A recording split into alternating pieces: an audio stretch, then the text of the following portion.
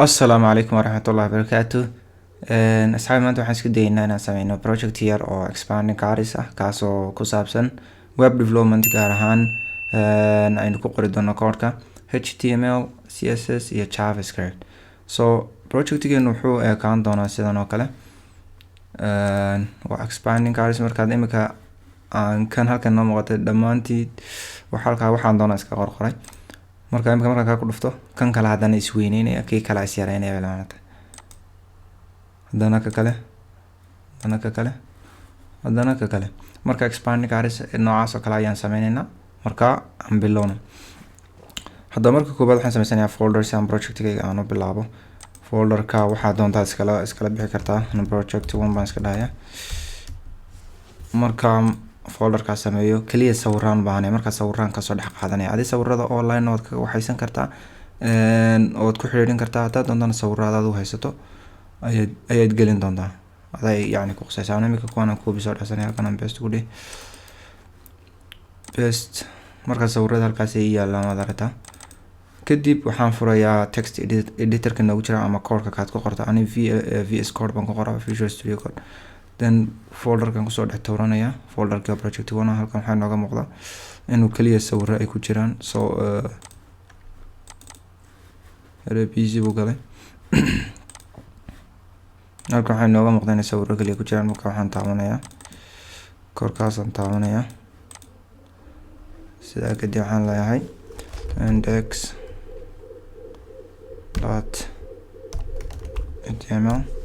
يعني HTML ككود وين هذا نحن سميناه styles.css وإن يريد تجيني على مدى صوتها وقت بدن بقادن ساعتان سدها عيرود script.js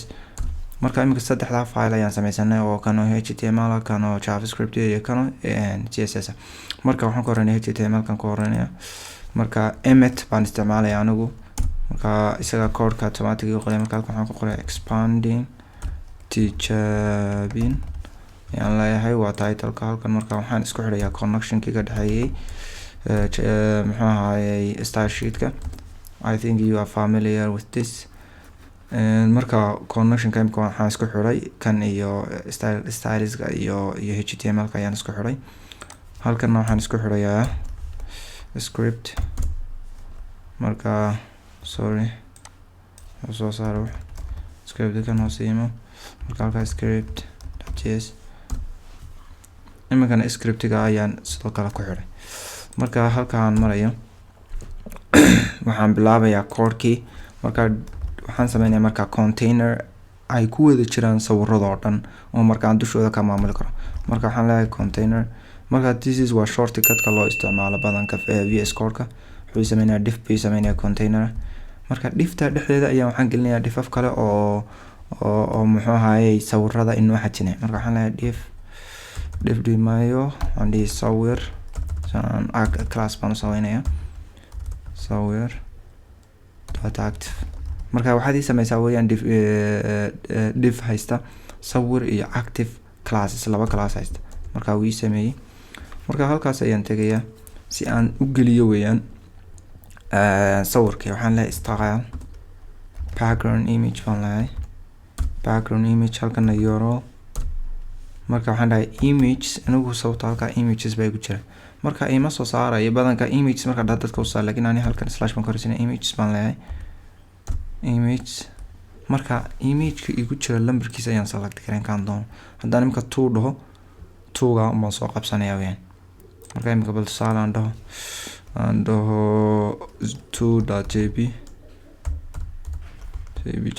marka 2 baan imika aan soo qabsaday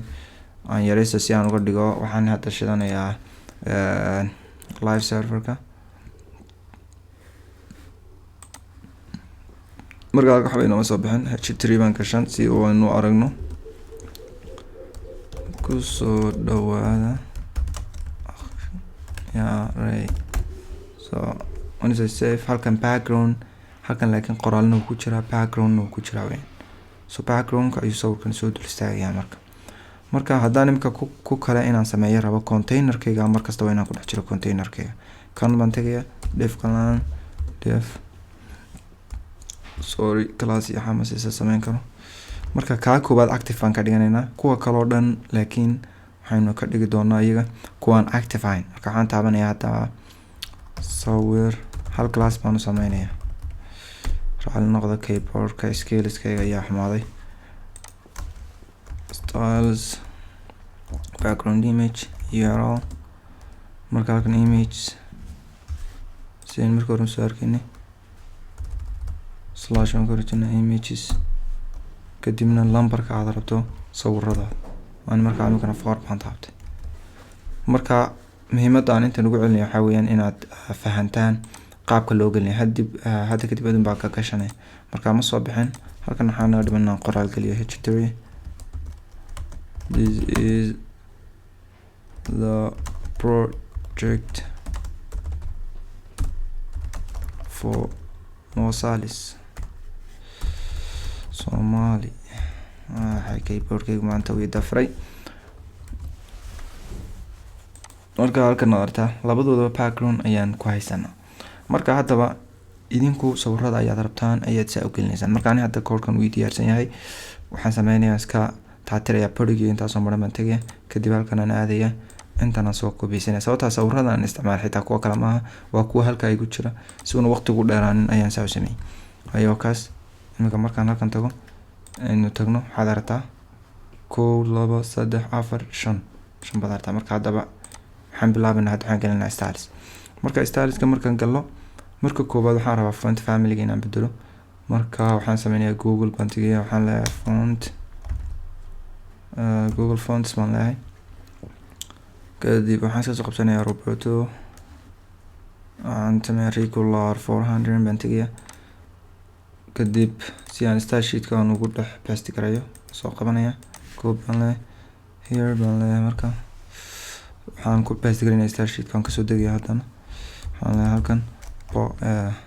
box sorry halkan select all baan dhahayaa marka si oo igama saxbeyntan box sizing border box so when I say that halkan waxaan dhahayaa hoos aan soo body waxaan dhahayaa marka font family markaan dhaho halkan aan kasoo koobiyeysanaya inta Berto Century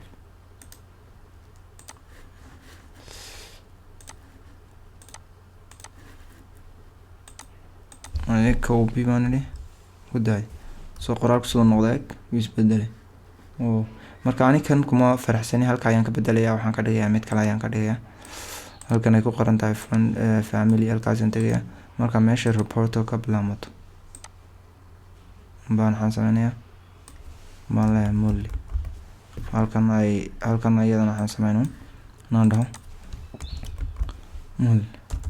marka I think kana igala yar qurux badan saasa ka yar qurux badan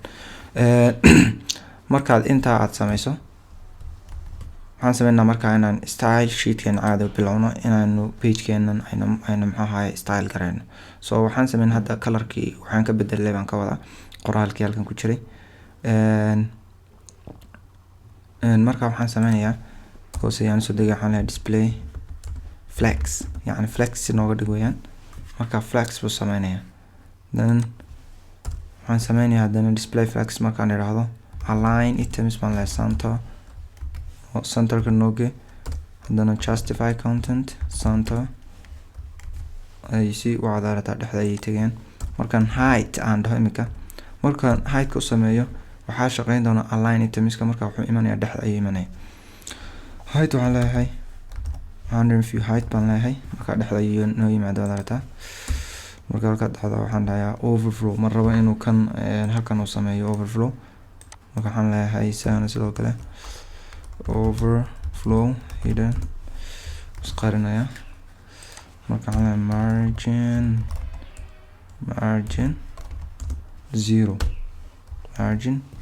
0 marka margin 0 baan saa ku idhaahday marka hadda centerka inoo taagan oo bodygi weeyaan waxaan install garaynay marka containerka ayaan hadda tegayaa containerka waxaa weeyaan halkan waxaan sameeyay waa diffka koobaad ee ku wada jiraan dhammaantood ayaa container kan ay kuwan kalena hal mid baa active wata class active waxooda kale oo dhan waxay wada wataan sawir waa isku wada mid laakiin halka mid oo kolka active noqonaya ee isweyneynaya ayaa markaas aan access gareynaan active ugu sameeyay marka inaad fahanteen baan maleynayaa class wada sawir ay dhamaantood haystaan classka sawirka so halkan aan tagaya container baan leeyahay marka display baan leeyahay flex baan leeyahay marka flex dhaho sidaan u sameynaya marka haddaan dhahay marka flex direction I think ana flexi box ka sida loogu waxyaado haddaan dhahay marka column oo sameynaya u istaajinaya kor buu istaagaya laakiin ma rabaan inaan ka dhigo waxyaan in ku daalin markasta row ayaa inoo ah default marka waxaan sameynayaa hadda waxaan dhihi word markaan word dhaho 9th view height haddaan imika dhaho error weeyaan view height sababtaa uu yaryaraanaya dhankan laakiin 9 kasoo danay halkaa inaa dhahdo 9 maadaama uu yahay view word inaa dhahdo then is okay dhan kasta wuxuu kasoo kacay 10 haya hadda waxaan tegayaa sawir so classki sawirka ayaan hadda access gareynaya marka waxaan leeyahay marka koowaad background size cover ayaa markaan cover nooga dhig yani background size ka halkan position ka background position waxaan leeyahay center baan nooga dhigaysaa isagana background repeat no repeat haya see marka halkaan maray waxaan leeyahay height marka height ka 80 aan dhahayaa si uu caadin height view height so 8 view height marka hadda waxaan sameynay inaan stack iyo data eegto laakiin style badan baan oranay marka waxaan sameynay inaan rounding ku soo sameeyo labada gees kasta mid kasta waxaan sameynay marka border radius على 50 pixel then once I save wuxuu sameynaya marka border baan ilaada marka waa border radius weyn raali noqda keyboardkayga maanta aad bay dafiray maana seen isku ogin pixel marka mid dhan kasta waxaa ka sameynaya content pixel marka hadana the color baan leeyahay qoraalkaasaan rabaa inaan white ka dhigo hash marka waxaan isticmaalay hexadecimal baan isticmaalaya ff markaan dhaho save dhaho cursor imika markaan dulgeeyo cursorku waa wuxuu inoo yahay maad aragtaa kii caadiga laakiin haddana imika cursor pointer baan leeyahay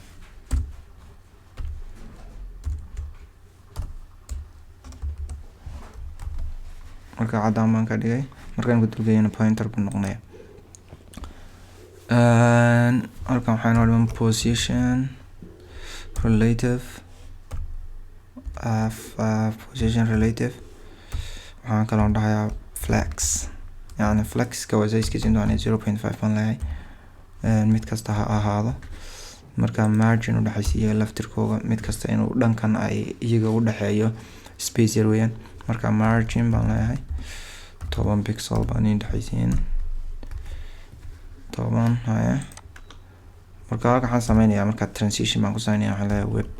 get adu transition caadi aad u qori kartaa laakiin anigu shaqeyn waayo webkit baan dhahayaa transition so here like transition all highlight 700 ms easy and marka waxaan sameynaya transition baan sameynaya u fiirso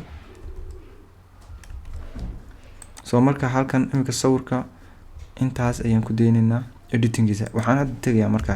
h3 oo ah waxa ay ka wada siman yihiin dhamaantood h3 marka waxay ka siman yihiin inaan hoos u soo aado kan h3 ga marka mid kasta waxbaa ku qoran marka h3 gaasaan access gareynaya waxaan leeyahay marka sawir markasta classkan sawir inaan maxaa ahaay access gareeyo weeyaan sawir h3 ah waxaad sameysaa font size 24 pixel iga dhig baan leeyahay marka 24 pixel ka dhigto dan maxaan ku sameeyaa waa absolute position ka ayaan waxaan sameynayaa isagana position absolute baan leeyahay marka absolute dhahdo marka waxaan rabaa text inaan hoos keenaan rabaa halkaa meelaha yimaado bottom 20 pixel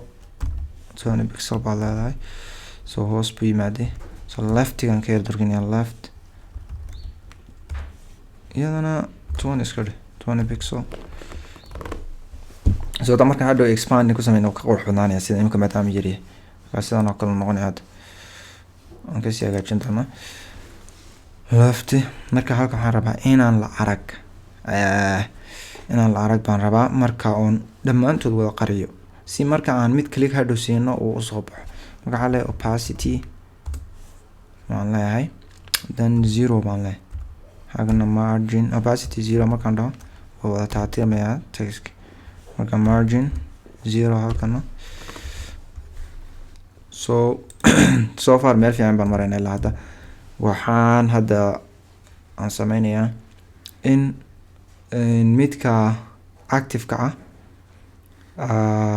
active-ka inuu intan ka weynaa sababta hadda way iswada leeyihiin waad aragtaa dhammaantood isku wada size. marka waxaan dhahay kuwa active-ka kaliya ha ahaado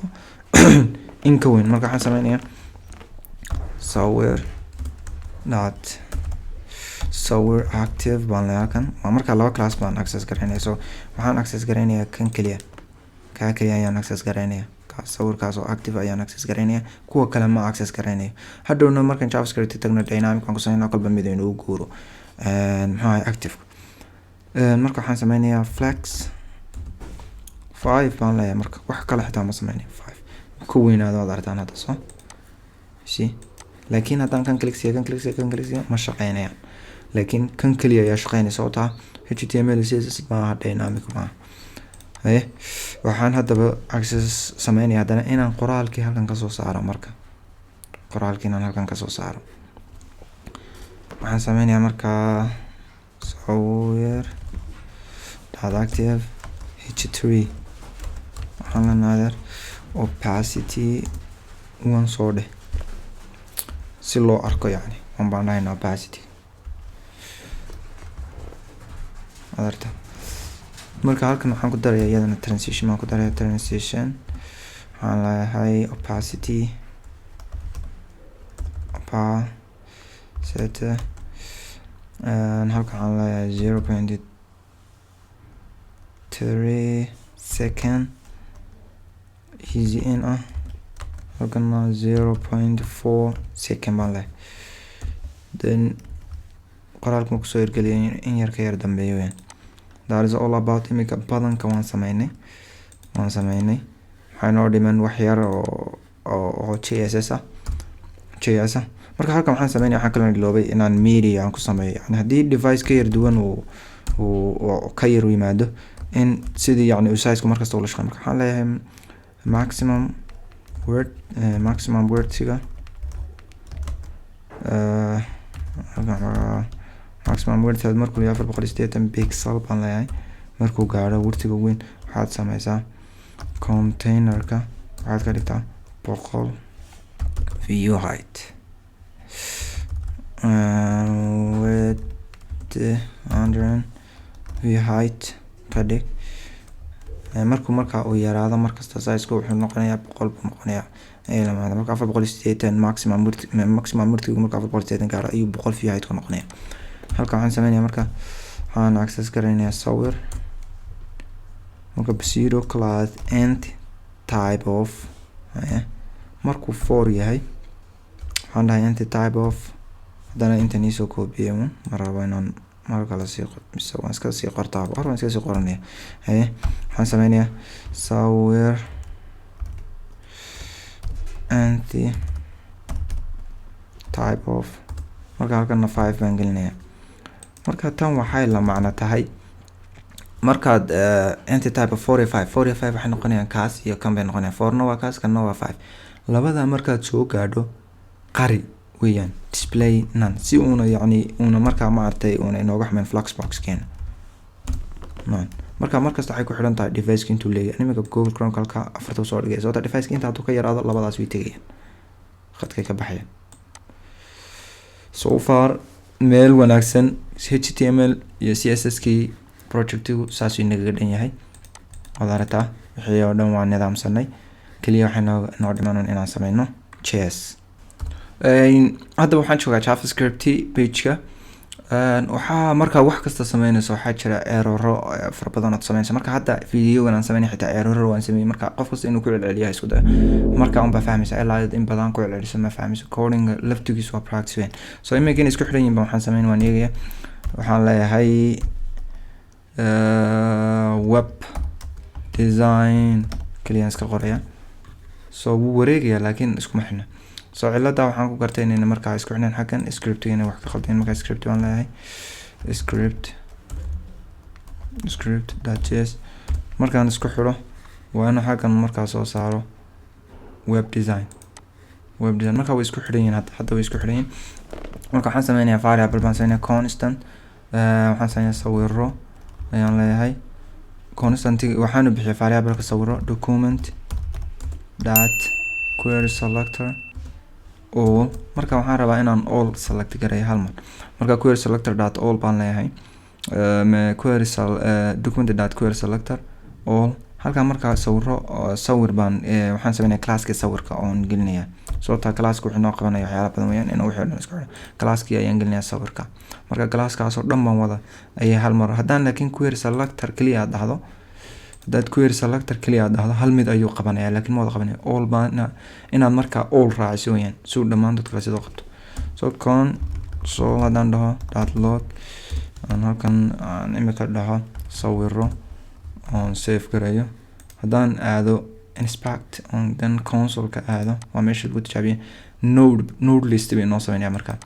sawiradii oo dhan baad halkan ka aragtaa kolba midkaan taabto imika ka afraad ka shanan kolba kaasoo select gareynaya kolba kan taabto haddaan hadda aan halkan aan rabo inaan ku select gareeyo